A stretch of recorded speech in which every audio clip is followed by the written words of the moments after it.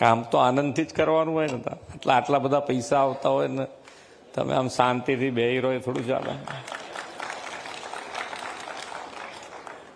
ઓછામાં ઓછો કોને ચેક ભરવાનો? કેટલા કરોડનો ઓછામાં ઓછો ચેક છે ભાઈ? કોઈને ખબર છે? ઓછામાં ઓછો 40 કરોડ રૂપિયા છે, ઓછામાં ઓછો. એટલા સમજી જાઓ.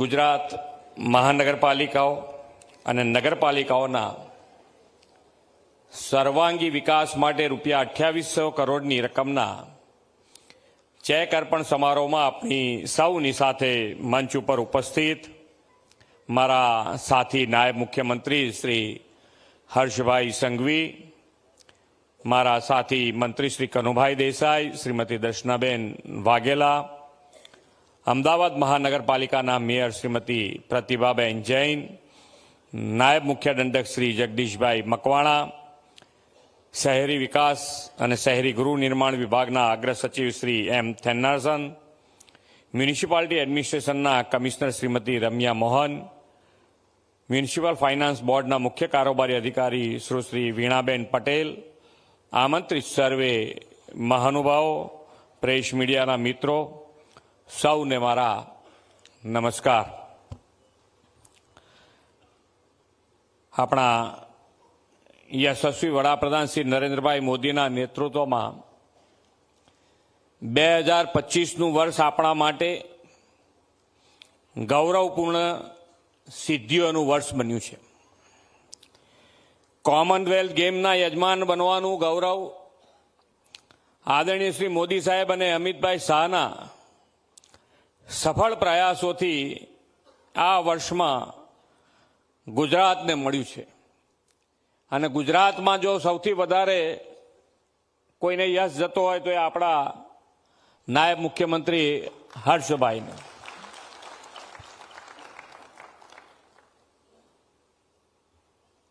શહેરી વિકાસ વર્ષ પણ આ વર્ષે આ ઉજવાઈ રહ્યું છે.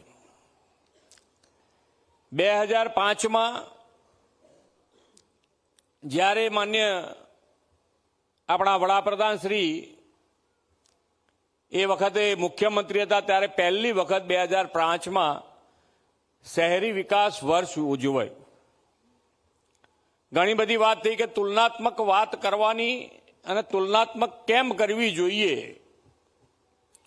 તો કે 2005માં જે શહેરી વિકાસ વર્ષ ઉજવાયું તો શહેરી જે મેઇન મ્યુનિસિપાલિટીઝ હતી, કોર્પોરેશન હતા મેઇન મોટા, એની અંદર પણ 10,000 રૂપિયા કે 15,000 રૂપિયાનું કામ કરવું હોય તો અમારા ત્યાં આગળ એવું કહેવાતું કે કમિશનરની પાછળ 15 દાડા ફરવું પડે, એવું બધા કહેતા. આપણને બહુ ખબર નથી, મને તો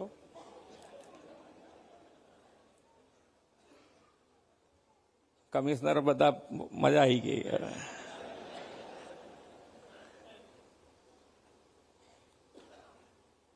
પણ 15,000 રૂપિયાનું કામની વાત છે. મેઇન અગત્યતા 15,000 રૂપિયાની. મેં કીધું ને મને ખબર નથી. હું જ્યારે સ્ટેન્ડિંગ ચેરમેન હતો એ વખતે મારા ત્યાં આગાડી જનરલ બોર્ડ, અને જનરલ બોર્ડમાં મેં એ વખતે કીધેલું ઊભા થઈને કે જ્યાં સુધી માન્ય નરેન્દ્રભાઈ છે ત્યાં સુધી વિકાસના કામનો રૂપિયો ખૂટશે નહીં. તમે જુઓ રોજ બરોજ આજે આપણી કેપેસિટી વધતી જ ગઈ છે. ફાઇનાન્શિયલી અત્યારે લોકોને ભરોસો પડી ગયો છે. પણ આ તો આપણને બધાને ખબર છે કે જે પ્રમાણે એક વખત એસીમાં બેસવાની ટેવ પડી જાય પછી આપણને એસી વગર રહેવું મુશ્કેલ પડે.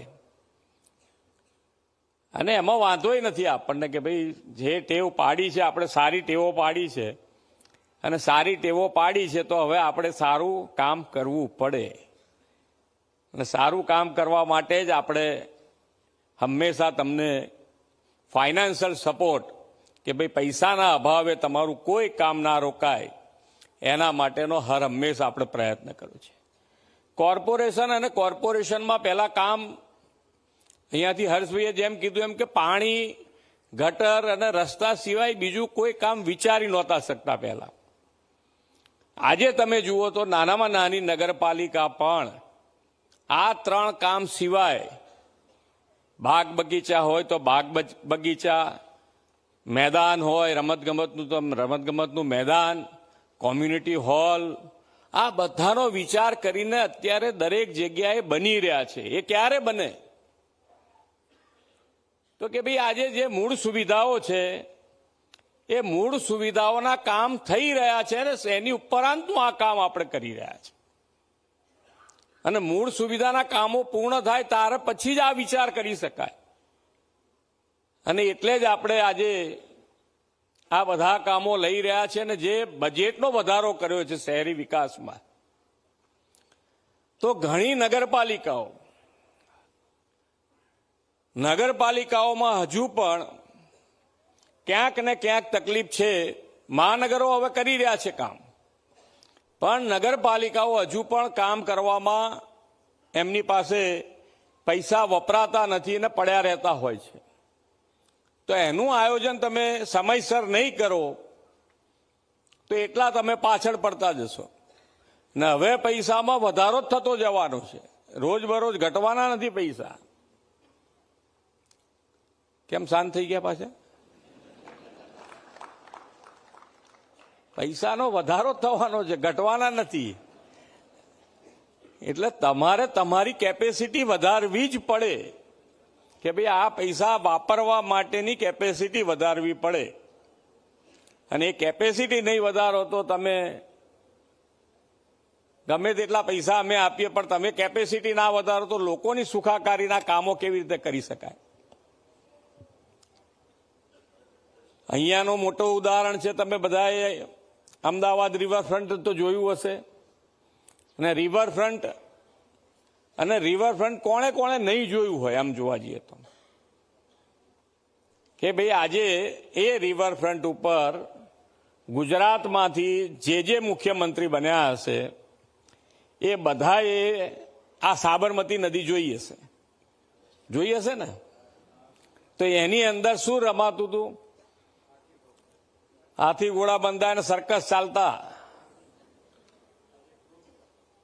આજે ક્રૂઝ ચાલતું થઈ ગયું છે. સ્ટેન્ડિંગ ચેરમેન ફૂલ ફોર્મમાં આવી ગયા છે.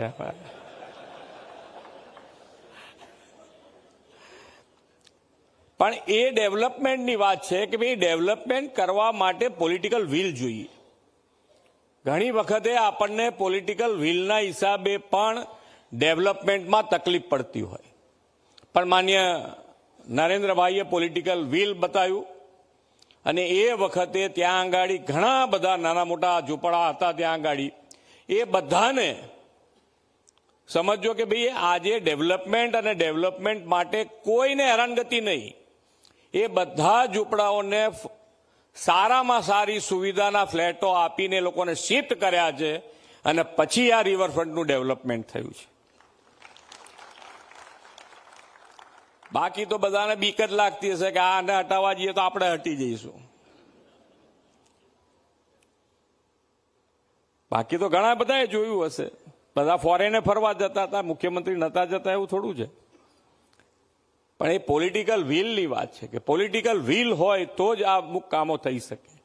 અને પોલિટિકલ વિલ સાથે આજે રિવરફ્રન્ટ તમે જુઓ તો લોકોને એમ લાગે કે ના ખરેખર ડેવલપમેન્ટ કોને કહી શકાય એ માન્ય વડાપ્રધાન શ્રી અને આપણા એ વખતના મુખ્યમંત્રી નરેન્દ્રભાઈએ બતાડ્યું છે.